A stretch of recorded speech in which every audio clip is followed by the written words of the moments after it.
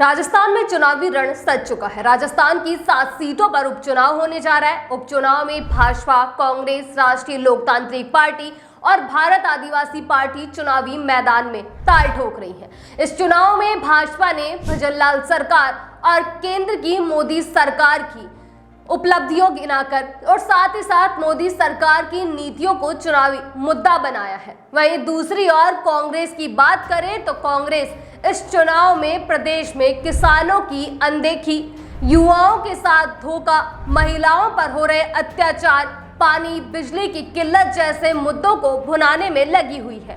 कांग्रेस जनता के बीच जाकर भाजपा सरकार पर आरोप लगा रही है कि सरकार हर मोर्चे के ऊपर विफल साबित हुई है। विधानसभा चुनाव के दौरान ईआरसीपी के मुद्दे ने खूब जोर पकड़ा था और अब एक बार फिर से उपचुनाव में यह मुद्दा छाने लगा है। ईआरसीपी और यमुना जल समझौते का मुद्दा इस चुनाव में जोर पकड़ने लगा है।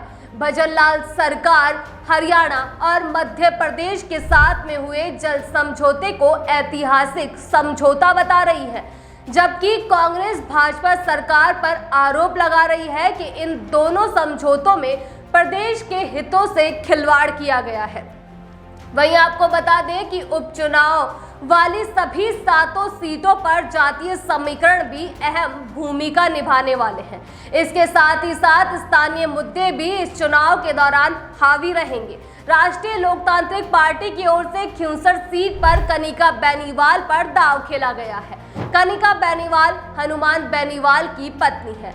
आरएलपी सुप्रीमो सांसद हनुमान बेनीवाल ने अपनी ही पत्नी पर दांव खेला है। खिवसर विधानसभा सीट हनुमान बेनीवाल की परंपरागत सीट भी रही है। 2008 के बाद से ही इस सीट पर हनुमान बेनीवाल का कब्जा है। 2019 में जब हनुमान बेनीवाल सांसद बने तो उन्होंने अपनी इस सीट पर अपने ही भाई नारायण बेनीवाल को चुनाव लड़वाया था।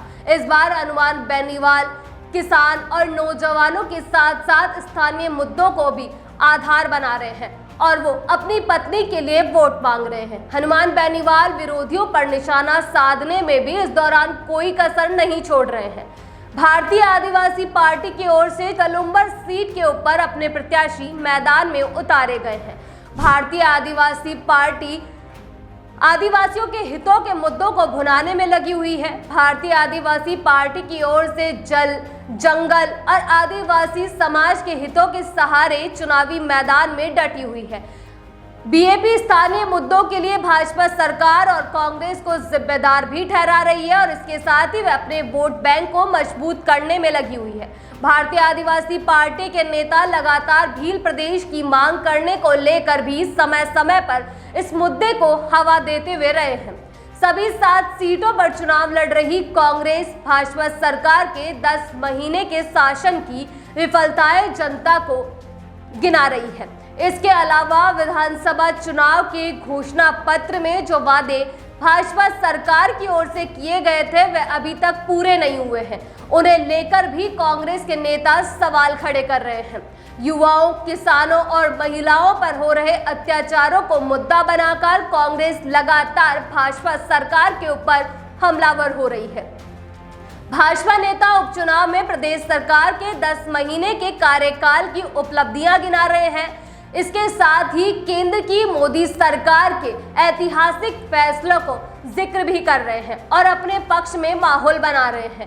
भाजपा सरकार लगातार हर एक बंद से पेपर लीक को लेकर की गई कार्यवाही का जिक्र भी कर रही है। पूर्ववर्ती गहलोत सरकार के समय हुई गड़बड़ियों और घोटाले को लेकर भी भाजपा सरकार कांग्रेस पर निशाना साध रही है।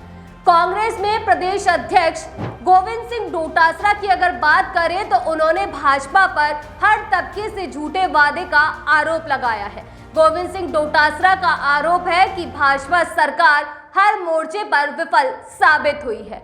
महिलाओं और दलितों पर अत्याचार के मामले लगातार प्रदेश में बढ़ते जा रहे हैं। उपचुनाव में जनता भाजपा को सबक सिखाएगी। वहीं दूसरी अगर बात करें भाजपा के प्रदेश अध्यक्ष मदन राठौड़ की तो मदन राठौड़ का कहना है कि भाजपा सरकार ने लगातार जनता के हितों में काम किया है, फिर चाहे वह गरीबों के घर दिलवाना हो या फिर खाद्य सुरक्षा में नाम जोड़ने की योजना हो। प्रदेश की भाजपा सरकार ने इन 10 महीनों में आमजन की भलाई के लिए कई अहम फैसले किए हैं।